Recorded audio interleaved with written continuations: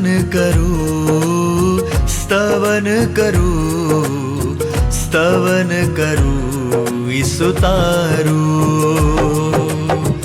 वचन सुनीने ग्रहण करूं सहु, तेने पंथे चालू। स्तवन करूं, स्तवन करूं, स्तवन करूं ईसु तारूं।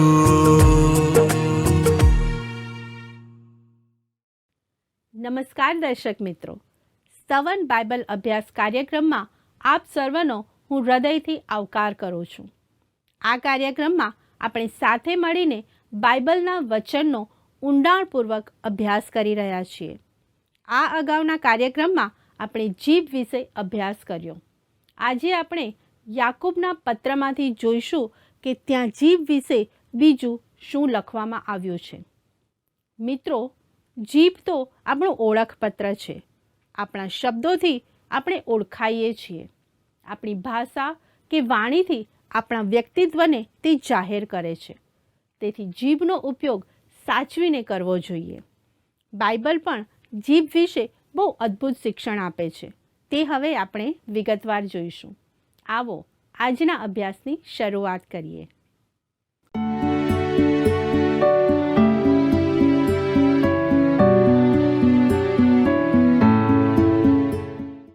કેમ છો દર્શક મિત્રો? હું આશા રાખું છું કે આપ સર્વ મજામાં હશો. આજે પણ આપણે યાકૂબના પત્રના અભ્યાસમાં આગળ વધીશું. આ પત્રમાં યાકૂબ આપણને જીભ વિશે અથવા વાણી વિશે ઘણી મહત્ત્વની બાબતો કહે છે. તેને આપણે ધ્યાનમાં રાખવાની છે. માટે અમારા આ અભ્યાસમાં જોડાયેલા રહેશો. ભાલાઓ, આવો યાકૂબ 3:2 શું કહે છે તે સાંભળીએ. કેમ કે આપણે સઘળા ઘણી બાબતમાં ભૂલ કરીએ છીએ. જો કોઈ બોલવામાં ભૂલ કરતો નથી તો તે સંપૂર્ણ માણસ છે અને પોતાના આખા શરીરને પણ અંકુશમાં રાખવાને શક્તિમાન છે. આપણે સર્વ ઘણી બાબતમાં ભૂલ કરીએ છીએ, એટલે કે ઘણી બાબતમાં આપણે ઠોકર ખાઈએ છીએ. આમાં કોઈ અપવાદ નથી. વહાલા દર્શક મિત્રો, જો કોઈ બોલવામાં ભૂલ કરતો નથી તો તે સંપૂર્ણ માણસ છે. સંપૂર્ણ, વિશ્વાસમાં મજબૂત અથવા પૂરો વિકાસ પામેલો. જેમ બાળક વૃદ્ધિ પામે છે અને નાનામાંથી પુખ્ત બને છે, તેમ અહીં સંત યાકૂબ એ પણ જણાવે છે કે સંપૂર્ણ અથવા પુખ્ત માણસ પોતાના આખા શરીરને પણ અંકુશમાં રાખવા શક્તિમાન છે. મિત્રો, બીજા શબ્દોમાં, જો તે તેના શબ્દો અથવા વાણીને કાબૂમાં રાખે તો તે પોતાનું આખું શરીર અને જીવન પણ કાબૂમાં રાખી શકે છે. માણસ નકલ કે બનાવટ કરતું પ્રાણી કે મજાક મસ્કરી કરતું પક્ષી નથી. માણસ પોતાના શબ્દોમાં વિચારોને મૂકી શકે છે. તે પોતાને રજૂ કરી શકે છે. તેની વાત સમજી શકાય છે. તેની સાથે સર્વોચ્ચ સ્તરે વાત વ્યવહાર થઈ શકે છે. જીભ આપણું ઓળખપત્ર છે, જે આપણે આપણા પર લગાવી રાખીએ છીએ. તેનાથી આપણે ઓળખાઈએ છીએ. તે આપણા જીવનની દરેક બાબતોની યાદી અથવા અનુક્રમણિકા છે. આપણી જીભ આપણને જાહેર કરી દે છે. આપણે કોણ છીએ તે જણાવી દે છે. મિત્રો, એક સેવક એક કોન્ફરન્સમાં એટલે કે મીટિંગમાં સંદેશ આપી પાછા ઘર તરફ આવી રહ્યા હતા. ત્યારે તેઓ એક પેટ્રોલ પંપ પર કારમાં હવા ભરવા રોકાયા. હવા ભરનારે કહ્યું, હું તમારા અવાજને જાણું છું, અને કહ્યું, તમે દર રવિવારે ઈશ્વરનું વચન રેડિયો પર આપો છો. હું નિયમિત તે કાર્યક્રમ સાંભળું છું. ને તમારા જેવો જ અવાજ છે અને તે તમે જ છો. તે હું સમજું છું કે તે તમારો જ અવાજ છે. વાલા મિત્રો, આપણી જીભ આપણને દૂર દૂર લઈ જાય છે. લોકો અવાજથી આપણને ઓળખી જાય છે. વાલા દર્શક મિત્રો, માથીની લખેલી સુવાર્તા 26મો અધ્યાય 73મા વચનમાં સિમોન પિત્તરને એક દાસીએ કહ્યું, ખરેખર તું પણ તેવો માનો છે, કેમ કે તારી બોલીથી તું ઓળખાઈ આવે છે. તે યાદ કરો મિત્રો, તમારી ભાષા કે શબ્દો કે વાણીથી તમે ઓળખાઈ જાઓ છો.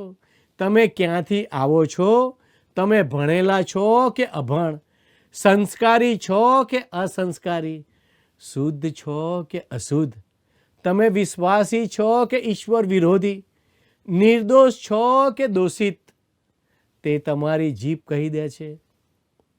પ્રિય મિત્ર, હું એવું માનું છું કે ગયા મહિને તમે જે કંઈ બોલ્યા તેને જો રેકોર્ડ કરવામાં આવ્યું હોય તો તમે તે કોઈને ફરી સાંભળવા જ નહીં દો, કારણ કે તમે શું બોલ્યા તે તમે સારી રીતે જાણો છો.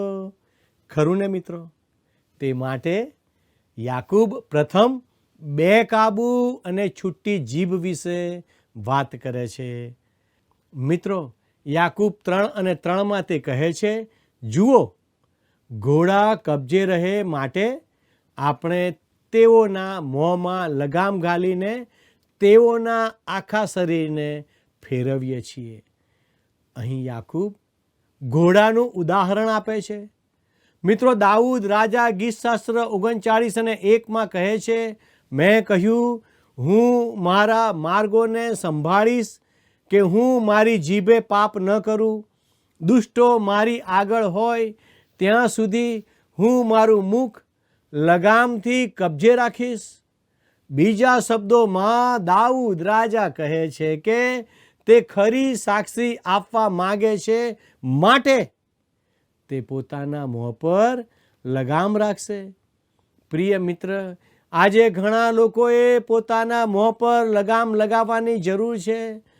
લગામનું ચોકઠું કંઈ એટલું બધું મોટું નથી હોતું, તેમ છતાં તે ખૂબ શક્તિમાન ઘોડાને કાબૂમાં રાખીને નાસી જતો અટકાવે છે. બેકાબૂ બનીને ભાગી જતા ઘોડા અને તેના દ્વારા થતા નુકસાન અને જાનહાનિની વાતો આપણે સાંભળી છે. તેમજ જીભ પણ કાબૂ બહાર જઈ શકે છે. વાલા દર્શક મિત્રો, આપણે જીભને કાબૂમાં રાખવાની જ છે. તેના વડે કોઈને નુકસાન ન જ થવું જોઈએ. હવે મિત્રો, યાકૂબ એક બીજું ઉદાહરણ વાપરે છે. આવો યાકૂબ 3:4 વાંચીએ. ત્યાં આ પ્રમાણે લખ્યું છે, જુઓ, વહાણો પણ કેટલા બધા મોટા છે, તેઓ ભારે પવનથી ધકેલાય છે, તો પણ બહુ નાના સુકાનથી સુકાનીની મરજી હોય તે તરફ તેઓને ફેરવવામાં આવે છે. વાલા દર્શક મિત્રો, મોટા વહાણો નાના સુકાનથી કાબૂમાં લેવાય છે. તોફાની પવનથી વહાણ દરિયાના પાણીમાં ધકેલાય, પણ બહુ નાના સુકાનથી તેને કાબૂમાં રાખવામાં આવે છે. આપણી જીભ પણ આપણા જીવનોને દૂર ધકેલી શકે છે. જીભથી જ માણસો બરબાદ થાય છે. અહીં યાકૂબ જણાવે છે કે ભાગી જનાર ઘોડા અને દરિયાના તોફાન કરતાં પણ જીભ વધુ જોખમી છે. આજે બધે મદ્યપાન અને નશાખોરી ખૂબ પ્રમાણમાં છે, પણ પવિત્ર શાસ્ત્રમાં દારૂ કરતાં જીભને વધુ દોષ દેવાયો છે. દારૂ અને નશાખોરી આપણા દેશને બરબાદ કરી શકે છે. તેમ છતાં આપણી જીભ વધુ જોખમી અને ભયંકર છે. વાલા મિત્રો, નીતિવચનો 6 અને 16 અને 17 કલમ કહે છે, 6 વાના યહોવા ધિક્કારે છે. હા, સાતવાના તેને કંટાળો ઉપજાવે છે, એટલે કે ગર્વિષ્ઠ આંખો, જુઠ્ઠા બોલી જીભ, નિર્દોષ લોહી વહેવડાવનાર હાથ વગેરે વગેરે. મિત્રો, આ 7 બાબતોમાં એક જુઠ્ઠા બોલી જીભ છે, જેને ઈશ્વર ધિક્કારે છે. હા દર્શક મિત્રો, જીભ ખરેખર આપણને મુશ્કેલીમાં મૂકી દે છે. તે વિશે કોઈ પ્રશ્ન નથી. મિત્રો, કોઈકે લખ્યું છે, બેદરકાર શબ્દ ઝઘડો જલાવે, ક્રૂર શબ્દ જીવન ભાંગી નાખે, કડવો શબ્દ તિરસ્કાર જગાવે, ઘાતકી શબ્દ મારે અને મારી નાખે, કૃપાળુ શબ્દો સરળ બનાવે, આનંદી શબ્દ દિવસ અજવાળે, સમયસરનો શબ્દ તાણ ઘટાડે, પ્રેમાળ શબ્દ સાજાપણાની આશીષ પમાડે. મારા વાલા દર્શક મિત્રો, બીજા વિશ્વયુદ્ધ પછી ઇટાલીમાંના 8મા સૈન્યને જનરલ મોન્ટગોમેરીએ વિદાય વચનો કહ્યા હતા. તેમાં તેમણે કહ્યું હતું, હુકમ વ્યક્તિગત અને મૌખિક હોવો જોઈએ, નહીં તો તે સફળ નહીં થાય, કેમ કે તે માનવીપણામાં લપેટાયેલો હોય છે. વાલા દર્શક મિત્રો, પવિત્ર શાસ્ત્ર બાઇબલમાં નવા કરારમાં 1 કોરિન્થી 14 અને 9 જણાવે છે, એમ જ તમે પણ જો જીભ વડે સહજ સમજી શકાય એવા શબ્દો ન બોલો તો બોલેલી વાત કેવી રીતે સમજાય? કેમ કે એમ કરવાથી તમે હવામાં બોલનારા જેવા થશો. પ્રિય મિત્રો, હું ઈશ્વરનું વચન શીખવું છું ત્યારે હું પ્રાર્થના કરું છું કે મારા શબ્દો નાનું બાળક અને વૃદ્ધ કે વડીલ પણ સમજી શકે. હું માનું છું કે ઈશ્વર પોતાના વચનને આશીર્વાદિત કરે છે અને તે સરળતાથી શીખવે છે. પ્રભુએ પણ સંત પિતરને કહ્યું, મારા ઘેટાને પાળ, જે યોહાન 21 અને 15 છે. હવે આપણે યાકૂબનો પત્ર 3 અધ્યાય 5 અને 6 કલમને વાંચીએ. તેમ જીભ પણ એક નાનો અવયવ છે, છતાં તે મોટી મોટી બળાશ મારે છે. જુઓ, કેટલો થોડો અગ્નિ કેટલા મોટા વનને દવ લગાડે છે. જીભ તો અગ્નિ છે, દુષ્ટતાનું જગત છે.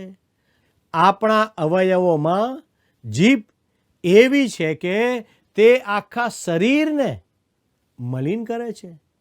તે ભૂમંડળને સળગાવે છે અને તે પોતે નરકથી સળગાવવામાં આવેલી છે.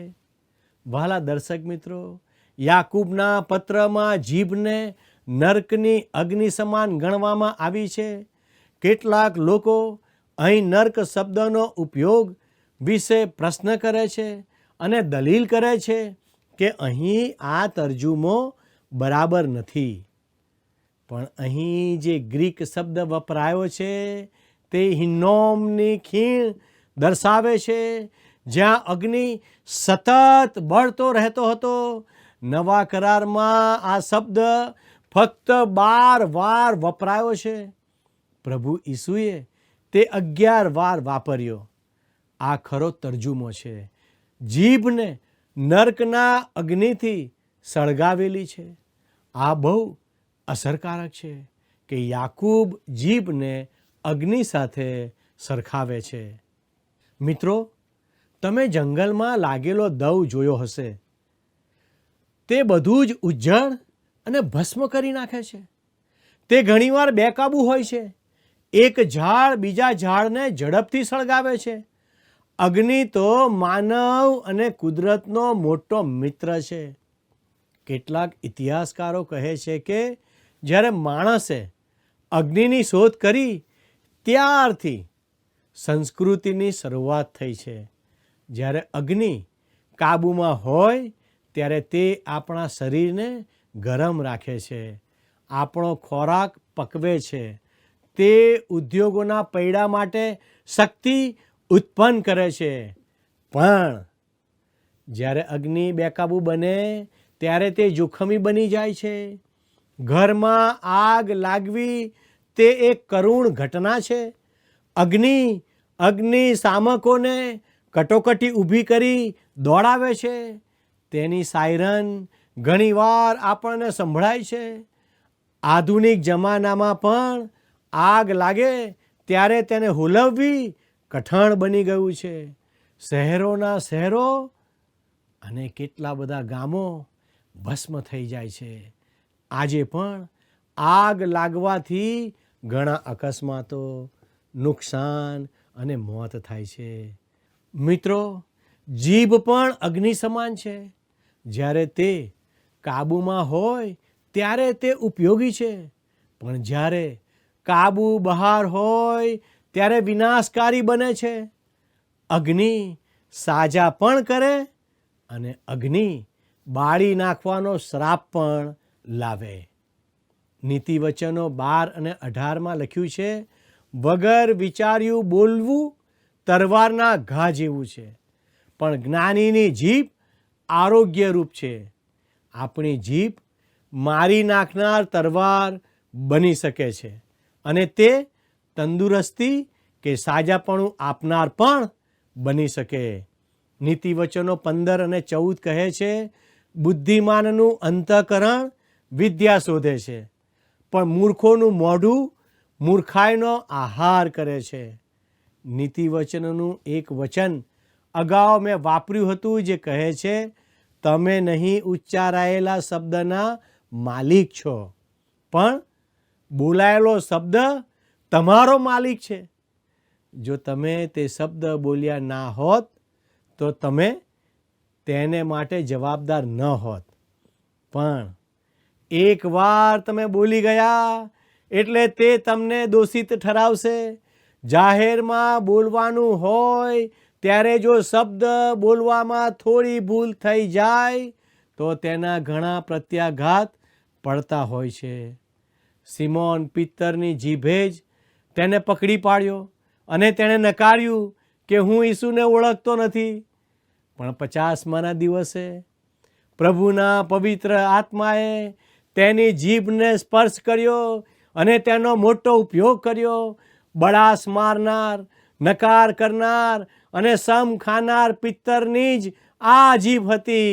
હા દર્શક મિત્રો, જીભ શ્રાપ પણ લાવે છે અને આશીર્વાદ પણ લાવે છે.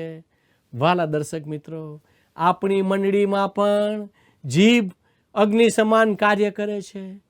તે મંડળીમાં, સમાજમાં, નગરમાં અને આખા દેશમાં આગ લગાડી શકે છે.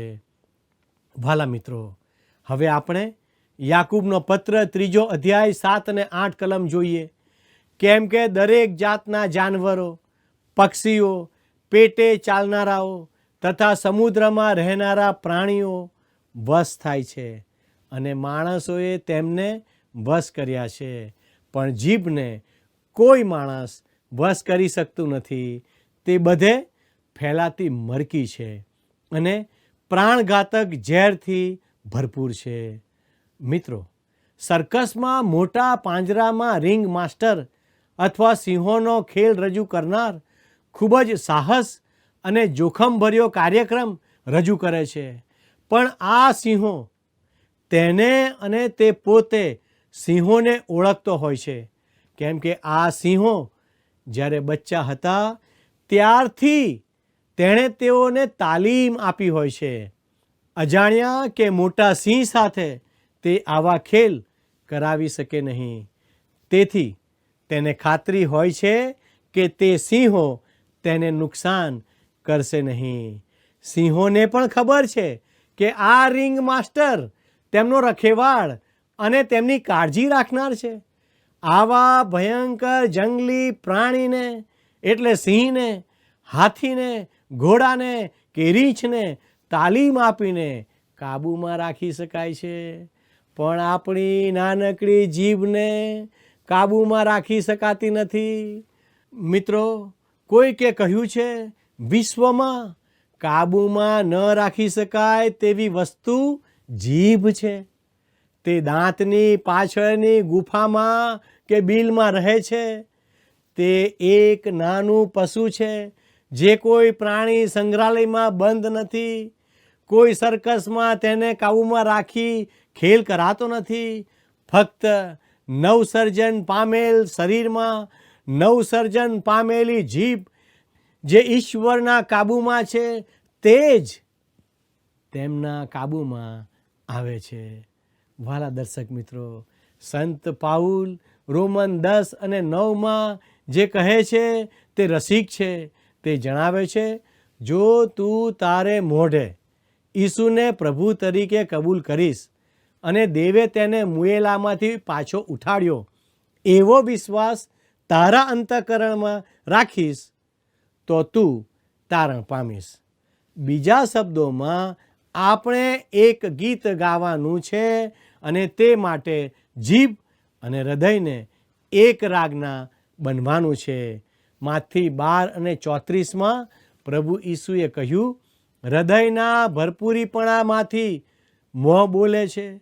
વાલા મિત્રો, આપણા હૃદયમાં જે હોય છે તે જ બહાર આવે છે. કોઈકે કહ્યું છે, હૃદયમાં જે હોય છે તે આપણા મોં અથવા જીભ વડે બહાર આવે છે. જો તમારા હૃદયમાં કંઈક છે તો તમે વહેલા કે મોડા તે બોલશો. જ્યારે ઈસુ પેલા મૂંગા માણસ પાસે આવ્યા ત્યારે સુવાર્તાનો લેખક ખૂબ જ કાળજીથી જણાવે છે કે તે તેના મુખને અડક્યા. પ્રિય મિત્ર, જો ઈસુએ તમને સ્પર્શ કર્યો છે તો તે તમારા મુખને પણ સ્પર્શ કરશે. મિત્રો, આપણે જીભને કાબૂમાં રાખવાની છે. તેના વડે કોઈને નુકસાન ન જ થવું જોઈએ, કેમ કે જૂઠા બોલી જીભને ઈશ્વર ધિક્કારે છે.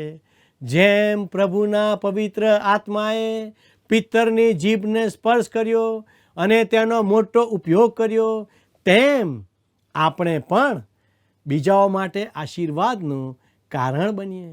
આપણા દ્વારા બીજાઓને ઠેસ ના પહોંચે તેનું ધ્યાન રાખીએ અને તેઓને ઉત્તેજનના શબ્દો કહીએ. ઈશ્વર એમ કરવા આપણ સર્વને તેમની કૃપા આપે એ જ મારા હૃદયની પ્રાર્થના છે. આવો આપણે પ્રાર્થના કરીએ. વાલા પ્રભુજી, તમે મને મદદ કરો કે હું મારી જીભને કાબૂમાં રાખું. પ્રભુ, તમે મારા દર્શક મિત્રોને મદદ કરો કે તેઓ પોતાના બોલવામાં સાવધ રહે, પોતાની જીભને કાબૂમાં રાખે. પવિત્ર પ્રભુ, તમે અમને મદદ કરો. અમને તમારી મદદની જરૂર છે. પ્રભુ, અમે અમારા બોલવા દ્વારા જે બધા પાપો કર્યા છે તેની અમે ક્ષમા ચાહીએ છીએ. પ્રભુ, તમે અમને માફ કરો. વાલા પ્રભુજી, અમારી આ પ્રાર્થના ઈસુના નામમાં માગીએ છીએ, માટે સાંભળોને સ્વીકાર કરો. આમેન. વાલા દર્શક મિત્રો, ઈશ્વર આજે આપને મદદ કરે. ઈશ્વર આજે આપની સાથે રહે અને આપની સંભાળ રાખે.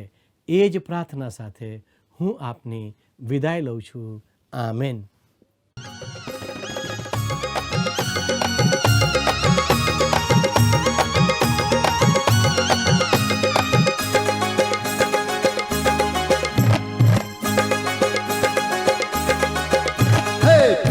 પ્રભુને સેવવો સંતોને શોભતું એ છે.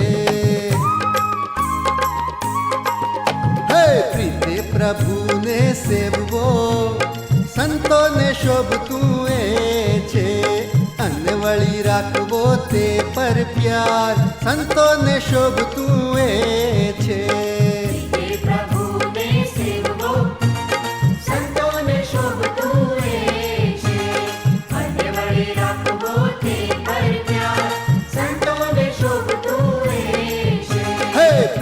પ્રભુને સેવવો સંતોને શોભતું એ છે.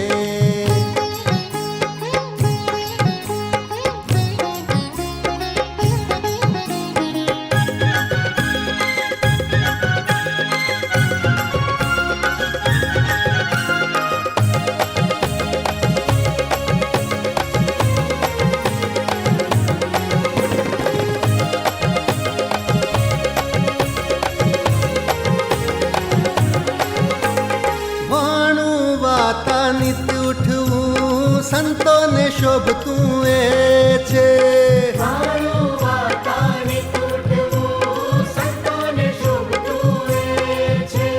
અને વળી ધર્મું ઈશ્વર ધ્યાન સંતોને શોભતું એ છે.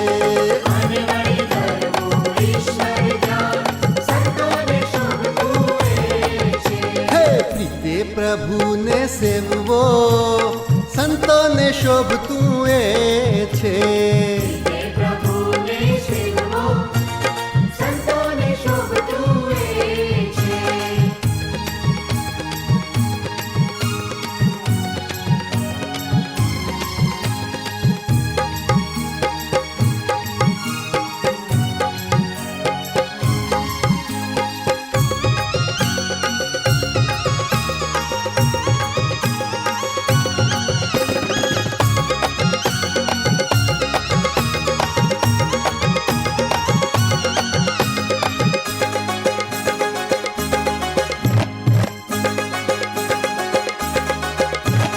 નીતિથી કામ આરંભવા સંતોને શોભતું એ છે.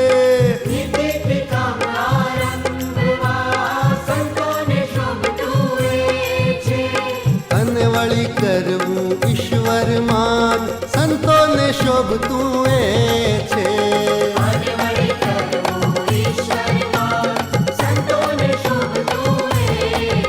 હે પ્રીતે પ્રભુને સેવવો સંતોને શોભતું એ છે.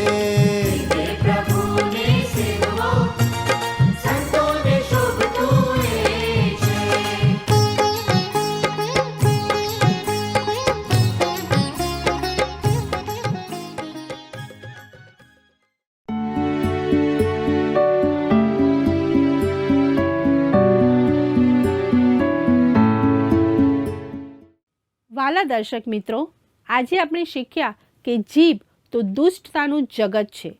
તે આપણા આખા શરીરને મલિન કરે છે. તમે તમારી જીભનો ઉપયોગ કેવી રીતે કરો છો? શું તમારા શબ્દો અને વાર્તાલાપ સાંભળનાર વ્યક્તિને માટે ઉત્તેજન આપનાર હોય છે?